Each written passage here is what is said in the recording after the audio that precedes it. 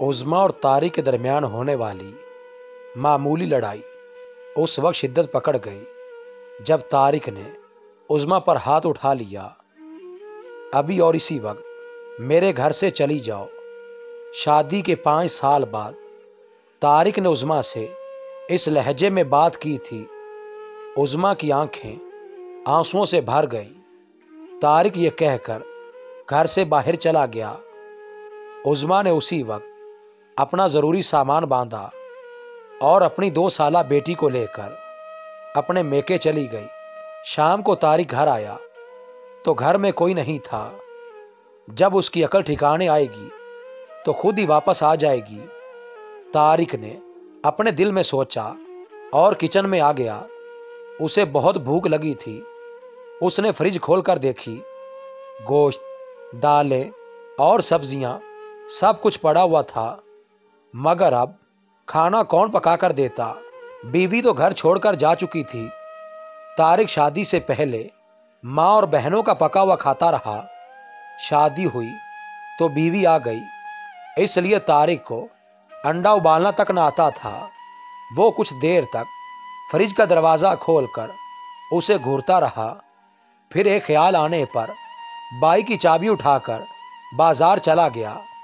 रात के 10 बजे वो बाजार से खा पी कर घर आया तो उसे कुछ किचन के अंदर से खटपट की आवाज़ें सुनाई दी। शायद उज़्मा को अपनी गलती का एहसास हो गया हो और वो वापस आ गई हो। वो किचन की तरफ बढ़ा। सामने का मंजर देखकर तारिक ने अपना सर पकड़ लिया। सामने ही फर्श पर 2 बिल्लियां बैठी हुई थीं। उनके इर्द गिर्द सब्जियां, गोश्त के टुकड़े और फल बिखरे हुए थे। शायद मैं जल्दी में फ्रिज का दरवाज़ा बंद करना भूल गया था। तारिक का नींद से बुरा हाल था, मगर उसने फर्श पर बिखरा सारा कचरा साफ किया। सुबह उसकी आंख देर से खुली। उसने थके हुए अंदाज में टाइम देखा तो उछल पड़ा। वो दफ्तर से लेट हो चुका था। शुक्र है कि उसे अलमारी से कुछ प्रेस शुदा शर्ट्स मिल गईं। उसने उन्हीं में से एक शर्ट पहनी और मुंह हाथ धोकर दफ्तर के लिए निकल पड़ा। दफ्तर आने पर तारिक ने सबसे पहले बॉस की डांट सुनी और फिर फाइलें उठाकर अपनी सीट पर आ बैठा। उसे काम करते हुए कुछ ही देर गुजरी थी कि उसके घर से फोन आ गया। वो ये देखकर खुश हो गया कि शायद उज़्मा वापस आ गई हो, मगर कॉल उठाने पर पता चला वो उसका पड़ोसी था, जिसने उसे बताया, तुम सुबह बाथरूम का नल खुला छोड़कर दफ्तर चले गए। तुम्हारे फ्लैट के दरवाजे से पानी निकलता देखकर मैंने मालिक मकान से तुम्हारा फ्लैट खुलवाया और नल बंद किया है। यह सुनकर तारिक ने अपना सर पकड़ लिया। उसके पड़ोसी ने बताया कि पानी भर जाने की वजह से तुम्हारे घर की बहुत सी चीजें खराब हो चुकी हैं, लेकिन शुक्र है कि कोई बड़ा नुकसान नहीं हुआ। यह सुनकर तारिक ने अपने पड़ोसी का शुक्रिया अदा किया।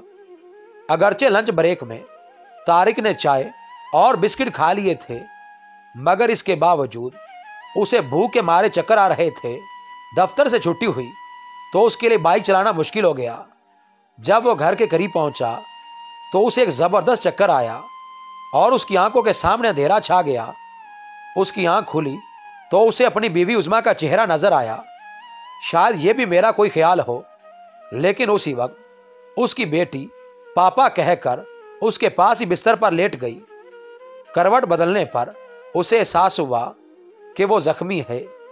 तभी कमरे में उसका ससुर और पड़ोसी अंदर आए। उसके पड़ोसी ने उसे बताया कि घर आते हुए वो बाइक से गिरकर जख्मी हो गया था। वही उसे उठाकर अंदर ले आया और उसकी बीवी को इतला की। तारिक ने अपने पड़ोसी का शुक्रिया अदा किया। तारिक ने शाम को सबके साथ मिलकर बहुत अच्छा सा डिनर किया। सबके जाने के बाद उसकी बीवी कमरे में आई तो तारिक को अपनी गलती का एहसास हुआ। मुझे मुआफ़ कर दो उज़्मा, मुझे लगता था कि मैं सारा दिन दफ्तर में काम करता रहता हूँ और तुम सारा दिन घर में फारिग पड़ी रहती हो, लेकिन मुझे तुम्हारे जाने के बाद एहसास हुआ कि घर संभालना भी कोई आसान काम नहीं। मुझे एक ही दिन में इस बात का एहसास हो गया। तारिक के मुआफ़ी मांगने पर عظمیٰ نے اسے معاف کر دیا کیونکہ اسے اپنی غلطی کا احساس ہو چکا تھا۔ میاں بیوی کا رشتہ بہت نازک ہوتا ہے، ذرا سی غلطی سے ٹوٹ سکتا ہے۔ اگر کسی ایک فریق سے کوئی غلطی ہو جائے تو دوسرے کو چاہیے کہ وہ اسے معاف کر دے۔